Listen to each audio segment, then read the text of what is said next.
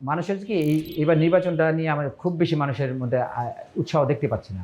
একটা হচ্ছে যে আমাদের নির্বাচনী ব্যবস্থায় প্রথমত লেভেল প্লেয়িং ফিল্ড বলছে যেটা হয় এটা আগেই শেষ হয়ে যায়। কি আমরা যদি নির্বাচিত হতে পারি সংসদের ভেতরে এবং বাইরে, আমরা মানুষের অধিকার আদায়ের জন্য লড়াই করবো। আমাদের এলাকা সহ দেশের যে অবস্থা, যদি এক কথায় বলি যে বিশ্বচক্রের মধ্যে আমরা আছি, এই বিশ্বচক্র থেকে বের হতে হলে প্রথমত রাজনীতিবিদদের বা রাজনীতি থেকে আগে মুক্ত হতে হবে। রাজনীতিকে প্রকৃত অর্থে মানুষের কল্যাণের জন্য যে রাজনীতি এবং রাজনৈতিক নেতা সেটা হওয়া দরকার। ওয়াসার পানির সমস্যাটা বড় রকমভাবে আছে, এলাকার নিরাপত্তার সমস্যা বড় রকমভাবে আছে, এলাকার মাদকের সমস্যা বড় রকমভাবে আছে, এলাকার চাঁদাবাজি বড় রকমভাবে আছে। এই বিষয়গুলো নিয়ে একটু বেশি মনোযোগ দিয়ে বেশি গুরুত্ব দিয়ে কাজ করতে হবে। স্বতন্ত্র সংসদ সদস্য প্রার্থী মিজানুর রহমানের মার্কা ফুটবল মার্কা। যে দুইটা পর্যায়ে ধরে নির্বাচনী ইশতেহার ঘোষণার আগে এবং পরে আমাদের যে লেভেল প্লেয়িং ফিল্ড যেটা বলা হয়, ওই ইশতেহার ঘোষণার আগেই নষ্ট হয়ে গেছে। আগে নানা রকম কালার পোস্টার করে খরচ করে মিছিল করে অনেক জায়গায় ডোনেশন দিয়ে এগুলো সব শেষ করেছে। মানুষের কি এবার নির্বাচনটা নিয়ে আমরা খুব বেশি মানুষের মধ্যে উৎসাহ দেখতে পাচ্ছি না।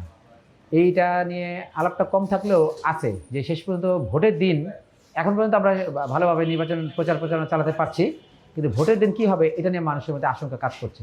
কারণ এই অঞ্চলে অনেক অস্ত্র লুট হয়েছিল, অনেকে আবার বৈধ অস্ত্র আছে। নির্বাচনের দিন সেই অবৈধ অস্ত্র এবং বৈধ অস্ত্র কীভাবে ব্যবহার হবে সেটা একটা বিষয়। টাকা পয়সার ব্যাপার আছে, যারা মস্তান আছে রংবাজ মস্তানদের ব্যবহার কীভাবে হয় সেটা আমরা জানি না। অনিশ্চয়তা আছে যে অনেকে ভোট দিতে চাচ্ছিল না, আবার আমরা এটাও পাচ্ছি যে আমরা নির্বাচনে আসার ফলে অনেকে হয়তো ভোট দেবে বা অনেকে ভোট দিতে চাচ্ছে, যে মিশ্র প্রতিক্রিয়া। যে কিন্তু যদি আমি সর্বশেষ 2008 সালের নির্বাচনটাকে আমি দেখি, ওইটার সাথে তুলনা করলে সেটা অনেক প্রতিক্রিয়া কম, ভোটের উৎসাহ কম। আমরা যদি নির্বাচিত হতে পারি সংসদের ভেতরে এবং বাইরে, আমরা মানুষের অধিকার আদায়ের জন্য লড়াই করবো। আর যদি না হতে পারে সে বাইরেই করবো। আমরা যদি নির্বাচিত হতে পারি প্রথম গুরুত্ব দেবো হচ্ছে এমপির স্বচ্ছতা জবাবদিহিতা। একজন এমপি যদি মানুষের আস্থা অর্জন করতে পারে তাহলে সেই এমপির পক্ষে অনেক দূর অনেক কিছু করা সম্ভব। আর যদি মানুষের আস্থাই অর্জন করতে না পারে তার পক্ষে কিছু করা সম্ভব না। পানির তো ভয়ঙ্কর অবস্থা শুধু এইখানে, পুরো দেশে।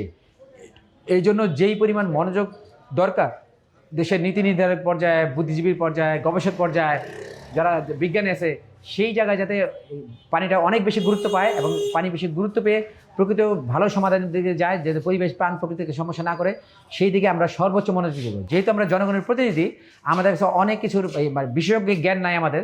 যেই বিশেষজ্ঞ জ্ঞান মানুষের কাছে, যারা বিশেষজ্ঞদের আছে তাদেরকে উৎসাহিত করবো, তাদেরকে সাথে বসবো, আলাপ করবো এবং আলাপ করে একটা সঠিক পরিকল্পনা নিয়ে যে সত্যিকার অর্থে এই অঞ্চলের মানুষের পানি সংকটের সমাধান হয় এবং প্রকৃতির যাতে ক্ষতি না হয় ওই দিকে আমরা মনোযোগ দেবো।